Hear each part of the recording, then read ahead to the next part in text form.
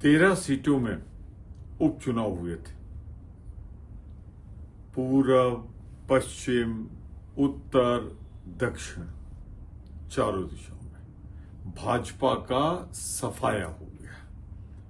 2 seat जीते हैं 13 में, वो भी बहुत मामूली अंतर से आगे पीछे होने के बाद। ये दिखाता है कि जनता का विश्वास अब भाजपा से उठ गया है, चाहे वो भाजपा शासित राज्य हो और या वो विपक्ष में हो, हर जगह भाजपा साफ हो गई है। हम जनादेश का सर झुकाकर आशीर्वाद के रूप में इसे लेते हैं।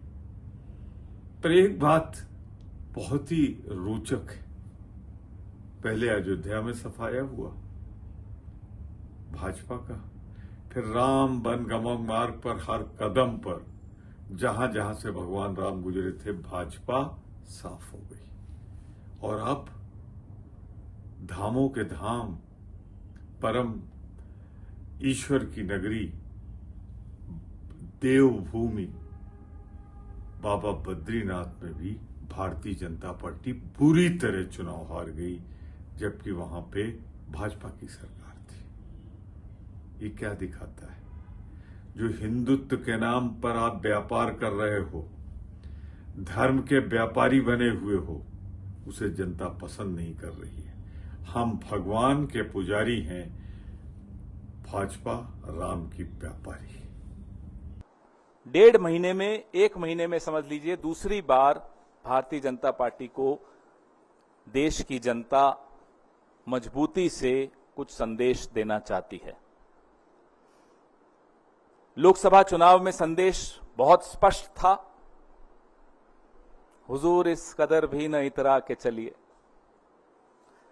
अब 1 महीना हो गया, लोगों ने देखा रवैया में कोई फर्क नहीं है, अभी भी वही ऐंठ, वही घमंड, वही अहंकार। फिर से एक संदेश दिया।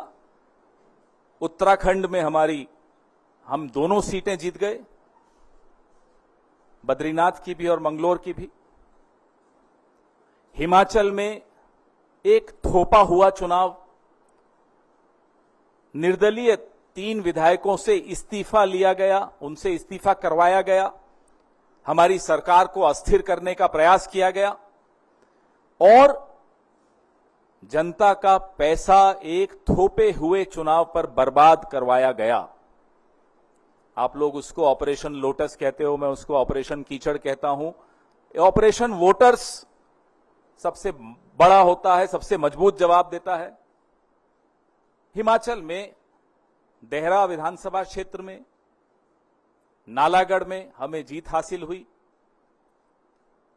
हमीरपुर हम हारे हैं, लेकिन ये तीनों सीटें ऐसी हैं जिसमें असेंबली इलेक्शन में, विधानसभा चुनाव में इंडिपेंडेंट्स जीते थे, कांग्रेस नहीं जीती थी।